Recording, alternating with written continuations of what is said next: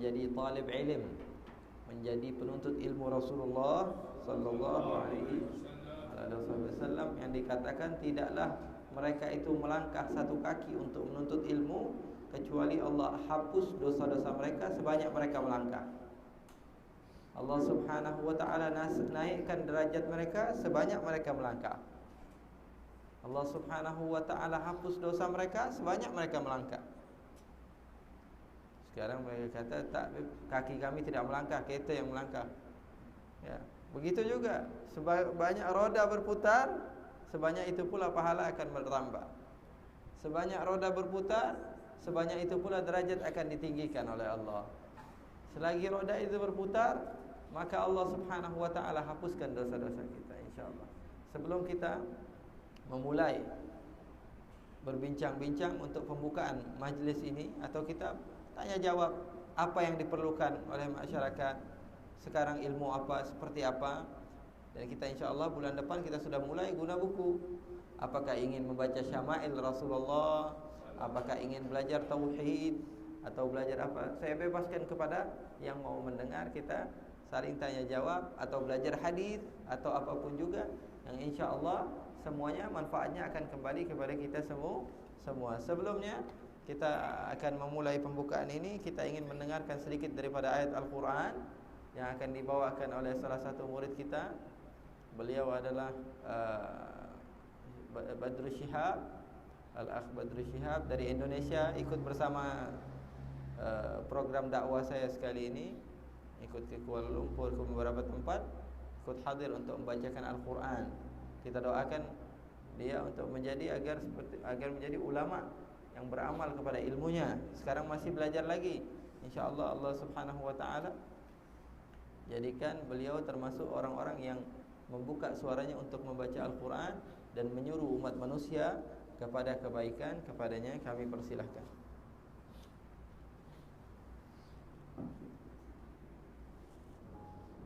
Dua itu baca An-Najm, habis itu Isra.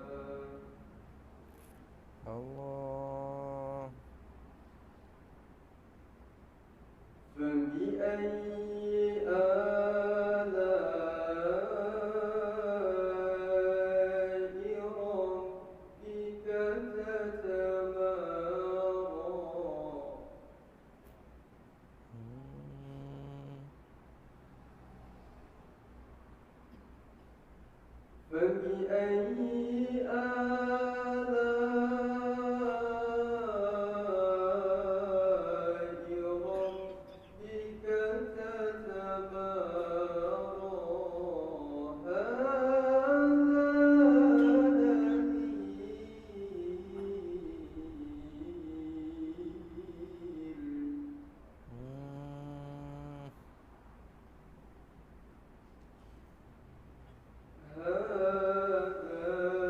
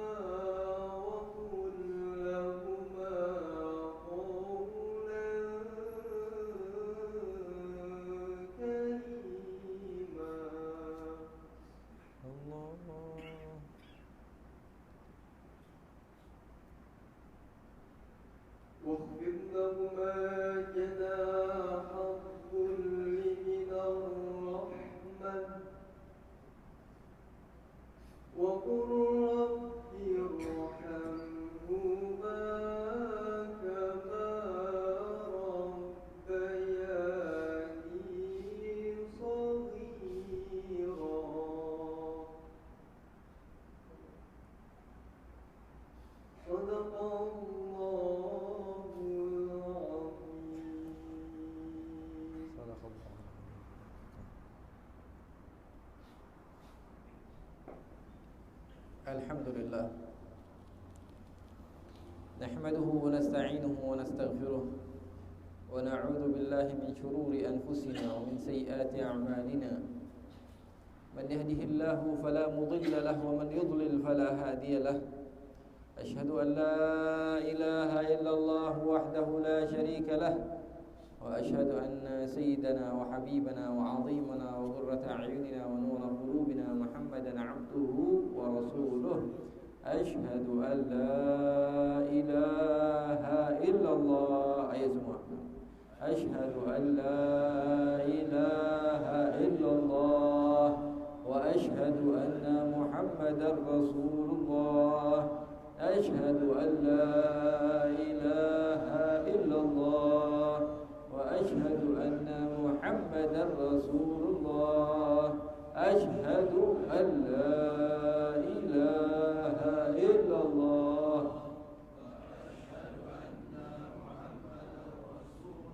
Allahumma salli wa sallim wa barik wa karrim wa 'azzim wa majjid wa takarram ala sayyidina Muhammadin wa ala alihi wa sahbihi ajma'in. Subhanaka la 'ilma lana illa ma 'allamtana innaka antal 'alimul hakim.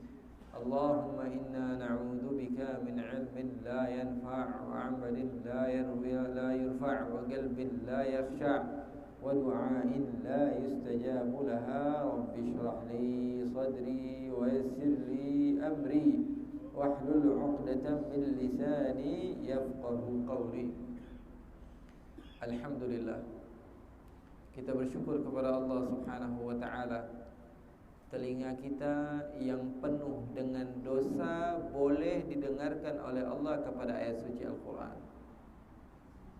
Ayat suci Al-Quran adalah ayat yang paling termulia yang pernah ada. Bagaimana tidak, ayat Al-Quran adalah firman kepada Allah Subhanahu Allah menginginkan untuk dijadikan telinga kita mulia sehingga Allah Subhanahu wa taala dengarkan Al-Quran kepada telinga kita. Zaman dahulu,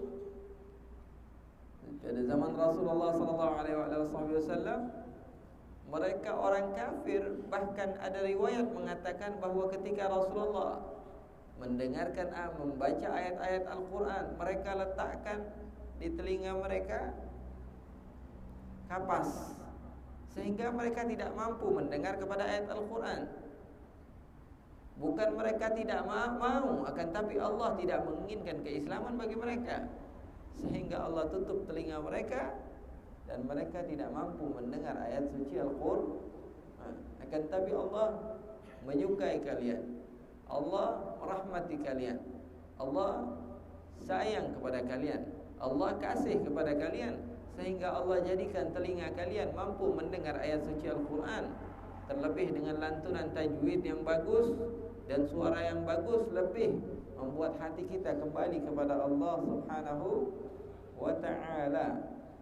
Dikatakan bahawa sesungguhnya seseorang yang mukmin yang hakiki adalah lam yashba' min qira'atil Quran.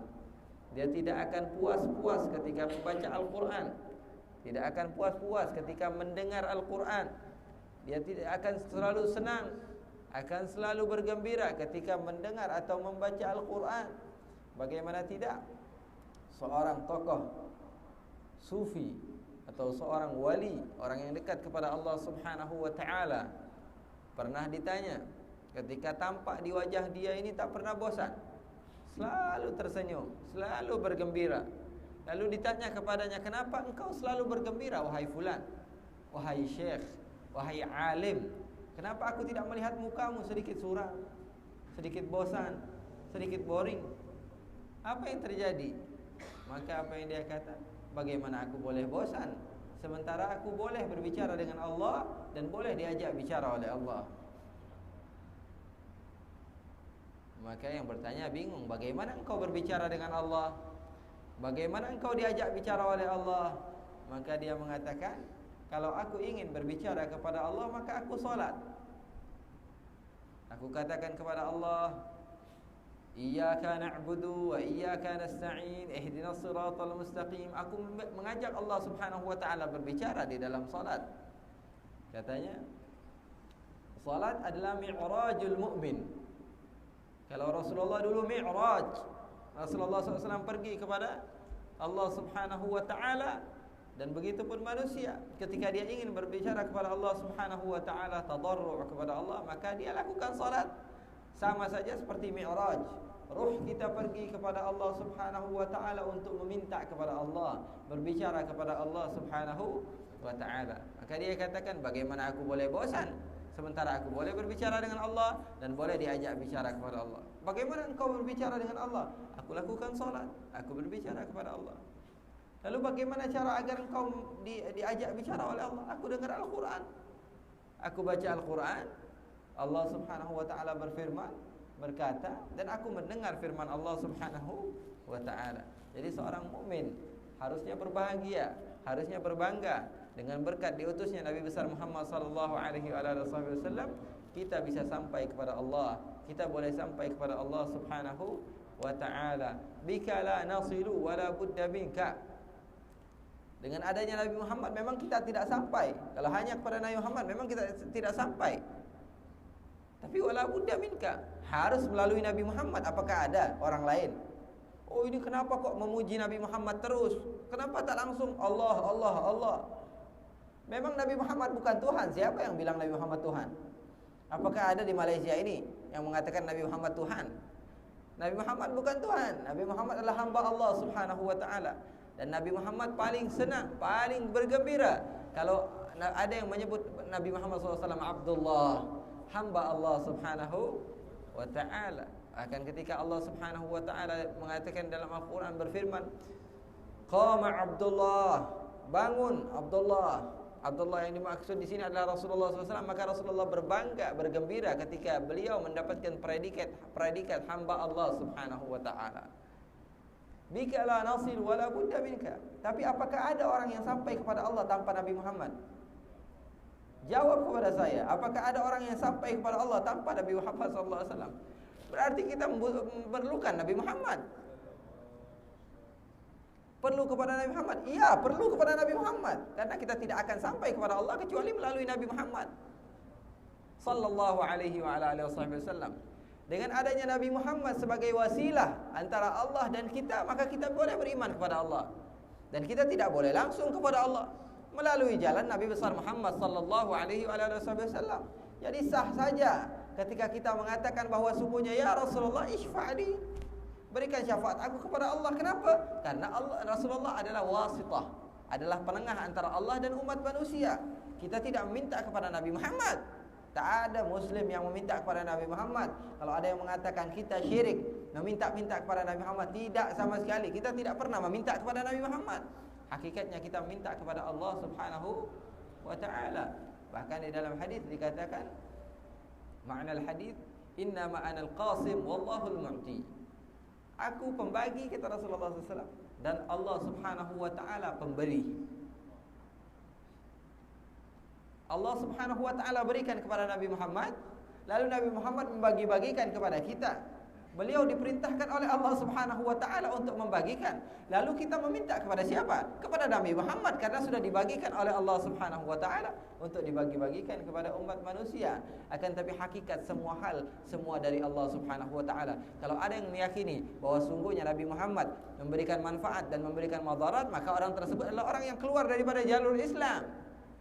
Akan tapi tidak ada Muslim dimanapun tempat yang meyakini bahawa hal tersebut ada. Hanya saja Allah Subhanahu wa ta'ala memberikan sesuatu yang lebih kepada Nabi Muhammad. Dan ini hak Allah dan kudrah Allah. Allah maha boleh untuk memberikan apa yang Allah inginkan. Allah ingin menjadikan Nabi Muhammad SAW menentukan siapa yang masuk syurga, siapa yang tidak masuk syurga. Itu hak Allah. Karena Allah kasih kepada Nabi Muhammad. Allah cinta kepada Nabi Muhammad SAW. Bahkan di dalam ayat Al-Quran yang selalu dibaca, yang selalu diulang-ulang di telinga kita, kita dengar, di lidah kita, kita ucapkan. Jarang sekali kita menjadikannya sesuatu yang ada di otak kita. Allah berfirman kepada Nabi Muhammad, "Wala sawfa yu'tika rabbuka." Selalu mendengar ayat ini. "Wala sawfa yu'tika rabbuka fatarda." Dan terus menerus. Sawfa tanfis. Sekarang, nanti, dan terus menerus. Yu'tika menggunakan fi'il mudhari, artinya istimrar, terus menerus Allah Subhanahu wa ta'ala akan berikan. Kepada siapa? Kepada engkau wahai Muhammad. Fatarda, ada jawabnya, sehingga engkau senang, sehingga engkau bergembira. Apapun yang kau minta, aku akan berikan, sehingga engkau bergembira. Wala sawfa yu'tika rabbuka fatarda. Apapun yang Nabi Muhammad SAW minta akan diberikan oleh Allah Subhanahu wa ta'ala. Karena Allah Subhanahu wa ta'ala yang bagi wewenang hal tersebut. Oleh karena itu, ma'asyiral hadirin, kita beruntung, kita bertuah. Kenapa? Karena kita mempunyai kekasih Allah Subhanahu wa ta'ala, yaitu Nabi Muhammad, yang selalu memperhatikan kita, yang selalu mengingat kita, yang selalu berjuang demi kita. Nabi Muhammad SAW meninggalkan makan untuk siapa? Untuk engkau. Nabi Muhammad SAW meninggalkan minum untuk siapa? Untuk engkau. Nabi Muhammad meninggalkan tidur di tempat yang nikmat, yang seronok, untuk siapa? Untuk engkau. Nabi Muhammad keluar berjihad di mana-mana, setiap harinya berjihad. Ketika Rasulullah hijrah ke kota Madinah, untuk siapa? Untuk engkau. Nabi Muhammad memiliki sahabat-sahabat yang keluar darahnya, yang keluar hartanya, yang keluar tenaganya, yang keluar semua yang mereka miliki. Untuk siapa? Untuk perjuangan kepada engkau agar hidupnya lebih enak, lebih nikmat, lebih seronok. Mereka berjuang, kita nikmatnya saja sudah. Kita tak perlu mengeluarkan pedang, kita tak perlu susah payah, kita tak perlu apa-apa. Tapi Nabi Muhammad semua berjuang. Dan sekarang kita melupakan Nabi Muhammad. Apakah kita orang manusia yang mempunyai balas budi? Ketika Nabi Muhammad sehari-harinya selalu memikirkan kita. Sementara sekarang kalau kita tanya Nabi Muhammad itu lahir di mana? Tak tahu. Nabi Muhammad itu anaknya siapa saja? Tak tahu. Nabi Muhammad itu atuknya siapa? Tak tahu. Nabi Muhammad itu bentuknya sebagaimana? Tidak tahu. Nabi Muhammad SAW itu peperangannya ada berapa? Tidak tahu. Nabi Muhammad semua dia tidak tahu. Sementara peperangan dan apa-apa yang dilalui oleh Rasulullah SAW adalah hakikatnya agar kita bergembira dan kita tidak mengenal Rasulullah. Siapa Nabi Muhammad? Muhammad adalah utusan Allah, Nabi terakhir yang Allah utus, dan selesai. Sejarah sudah selesai. Nabi Muhammad meninggal sudah selesai. Nabi Muhammad di mana? Di Madinah. Bahkan kalau ada orang yang haji, kau jangan ziarah kepada Nabi Muhammad. Kenapa? Jangan ziarah kepada Nabi Muhammad. Dia katakan jangan ziarah kepada Nabi Muhammad.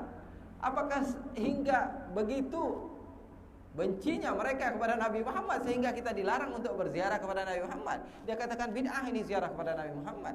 Kita ingin bertemu dengan orang yang selalu menjadikan harinya untuk kita. Apakah kita salah? Nabi Muhammad hari-harinya untuk kita. Bahkan ketika Rasulullah SAW wafat, Rasulullah menangis. Baka Rasulullah menangis. Lalu sebagian sahabat bertanya, "Ma yubkika ya Rasulullah?" Apa yang membuat engkau menangis ya Rasulullah? Tahu apa jawaban Rasulullah? Rasulullah mengatakan, "Wadittu law ra'aitu akhwani." Aku berharap sekarang aku boleh berjumpa dengan saudara-saudaraku.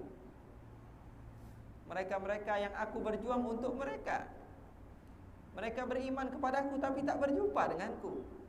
Aku rindu kepada mereka, dan sekarang kita tidak merindukan Rasulullah. Di mana hati manusia kita? Apakah kita lebih hina daripada hewan sehingga kita tidak tahu terima kasih kepada orang yang selalu berjasa kepada kita? Untuk mengenalnya saja, untuk mengenalkannya saja kepada anak-anak kita, apakah kita lupa? Untuk memperjuangkan apa yang diperjuangkan Rasulullah saja, apakah kita tidak mau berjuang? Kita sholat, ibadah, ya itu bagus. Akan tapi mengingat jasa Rasulullah itu pun penting. Karena man lam yashkurin nas lam yashkurillah. Siapa yang tidak berterima kasih kepada manusia yang sudah baik kepada dia, berarti dia tidak berterima kasih kepada Allah. Semoga Allah Subhanahu wa taala menjadikan kita termasuk orang yang tahu diri, sehingga kita boleh memuji Rasulullah, berterima kasih kepada Rasulullah akan jasa Rasulullah SAW. Bid'ah terserah kalian mau mengatakan ini bid'ah. Saya mau terima kasih kepada orang yang banyak jasa kepada saya. Apakah sekarang kalau ada yang datang kepada saya memberikan saya ringgit Malaysia, atau dia membantu saya dengan meminjamkan kereta saya ketika di Melaka, membantu aktivitas saya mengatakan kepada dia, terima kasih Tuhan. Hei bid'ah, jangan kau ucapkan terima kasih. Kau adalah orang yang baik. Hei bid'ah, jangan kau katakan saya orang baik. Apakah itu boleh terjadi? Tidak, ma'asyiral hadirin. Tidak, ma'asyiral hadirat. Ketika ada orang yang berbuat baik, urusan duniawi saja kita harus memujinya, berterima kasih. Itu adalah tanda bahwa sungguhnya kita manusia. Apalagi Rasulullah sallallahu alaihi wasallam yang penuh jasa dalam urusan duniawi dan dalam urusan ukhrawi. Rasulullah sallallahu alaihi wasallam mengatakan bahwa sungguhnya barang siapa yang membaca Al-Qur'an dan menghalalkan sesuatu yang dihalalkan Al-Qur'an dan mengharamkan sesuatu yang diharamkan Al-Qur'an, albasallahu walidayhi tajan yaumal qiyamah dawuhu ahsan min dawi syams, atau kama qala. Beliau mengatakan bahawa sesungguhnya barang siapa yang membaca Al-Quran kemudian menghalalkan apa yang dihalalkan Al-Quran, mengharamkan apa yang diharamkan Al-Quran, maka Allah akan memakaikan kepada kedua orang tuanya mahkota di hari kiamat. Dan mahkota tersebut lagi terang daripada matahari, lagi bercahaya daripada matahari. Kepada siapa? Kepada orang tuanya. Jadi kelak insya-Allah kalau kita dibangkitkan oleh Allah Subhanahu wa taala, akan nampak di kedua mata kita mereka-mereka yang menggunakan mahkota yang terang, lebih terang daripada matahari, dan kita yakini bahwa mereka-mereka adalah orang-orang yang memiliki anak-anak penghafal Al-Qur'an. Anak-anak yang membaca Al-Qur'an. Anak-anak yang gemar kepada Al-Qur'an. Kalau orang tuanya saja mendapatkan mahkota yang luar biasa hebat, bagaimana si penghafal Al-Qur'an itu sendiri? Dan insya-Allah Allah jadikan anak-anak kita termasuk anak-anak yang membaca Al-Quran, mengamalkan Al-Quran, dan yang terpenting daripada itu adalah mengenal siapa itu baginda Rasulullah sallallahu alaihi wasallam. Agar apa? Agar kalau sudah kenal kepada Rasulullah, pasti dia akan senang kepada Al-Quran. Kalau sudah kenal kepada Rasulullah, dia akan senang saja untuk beribadah. Kalau dia sudah mengenal Rasulullah, maka apapun yang Allah Subhanahu wa taala perintahkan akan dia lakukan dengan senang hati. Kenapa? Karena segala sesuatu kalau didasari dengan cinta maka akan mudah. Bahkan dikatakan kalau orang zaman dahulu, Atau orang-orang yang sedang tengah bercinta, mereka mengatakan, mau ada lautan di depanku, aku akan seberangi. Benar atau tidak? Mau ada lautan di depanku, aku akan seberangi. Walaupun ada gunung yang menghalangi antara kita berdua, maka aku akan. Wah, itu kata anak-anak muda sekarang yang belum menikah. Kalau sudah menikah, dia lihat istrinya bosan dia. Sebagian. Itu adalah bawaan cinta. Apapun yang terjadi, aku akan lakukan. Salat 1000 rakaat itu sedikit. Kalau sudah cinta kepada Rasulullah, lautan saja bisa diseberangi. Ya, gunung saja dia bisa hancurkan. Bahkan Taj Mahal bisa dia buat. Kenapa? Karena bawaan cinta. Orang yang cinta kepada Rasulullah SAW, maka apapun yang dia mau lakukan, maka dia akan boleh dia lakukan. Kenapa? Karena bawaan cinta kepada Rasulullah. Saya teringat kepada kisah Sayyidatuna Rabi'atul Adawiyah. Beliau adalah seorang wanita yang setiap malamnya selalu beribadah kepada Allah. Bahkan tidak kurang beliau beribadah 1000 rakaat. Setiap malamnya dia salat 1000 rakaat. Dan setiap siang harinya beliau berpuasa. Lalu ditanya kepada beliau, apa yang kau lakukan? Banyak sekali ibadahmu. Apakah engkau mengharap syurga? Beliau mengatakan, aku tidak menginginkan syurga. Apakah engkau takut kepada api neraka? Dia katakan, aku tidak takut api neraka. Orang kalau banyak ibadah itu ingin syurga. Kalau orang banyak ibadah itu takut kepada api neraka. Akan tapi Rabi'atul Adawiyah mengatakan, tidak, aku tidak takut kepada api neraka. Dan aku tidak menginginkan syurga. Lalu apa yang kau inginkan? Aku hanya ingin kelak di hari kiamat, ketika semua nabi diberikan oleh Allah singgasana, mereka duduk di singgasananya, di kursi mereka masing-masing. Lalu Nabi Muhammad sallallahu alaihi wasallam memanggilku, lalu mengatakan, wahai Rabi'ah, kemari engkau. Setelah aku mendekati Rasulullah, maka Rasulullah mengatakan kepada nabi-nabi yang lain, wahai Nabi Musa, wahai Nabi Isa, wahai Nabi Ibrahim, wahai nabi-nabi semua, tengok umatku yang bernama Rabi'atul Adawiyah, perempuan sahaja salat di malam hari sebanyak 1000 rakaat. Aku ingin Rasulullah berbangga denganku. Aku ingin menyenangkan hati baginda Rasulullah. Aku ingin ada senyum indah di wajah Rasulullah sallallahu alaihi wa alihi wasallam. Aku ingin Nabi Muhammad sallallahu alaihi wasallam berbahagia. Itu yang dicita-citakan para sahabat. Itu dicita-citakan oleh mereka-mereka yang mempunyai hati yang suci. Sehingga apa? Sehingga mereka bukan hanya mendapatkan satu syurga, akan tapi ribuan syurga yang akan mereka dapatkan. Ada sahabat namanya Qatadah. Di salah satu peperangan, beliau terkena panah matanya, sehingga matanya keluar. Lalu matanya tersebut dia letakkan di tangannya. Ketika matanya keluar, dia datangi Rasulullah SAW. Rasulullah ketika melihat sahabatnya dalam keadaan susah, dalam keadaan sakit, Rasulullah bersedih. Begitulah Rasulullah. Maka Rasulullah SAW mendoakan siapa? Qatadah. Lalu Qatadah mengatakan, ya Rasulullah, doakan aku ya Rasulullah. Kata Rasulullah SAW, kalau engkau mau sabar wahai Qatadah, kau akan dapatkan syurga.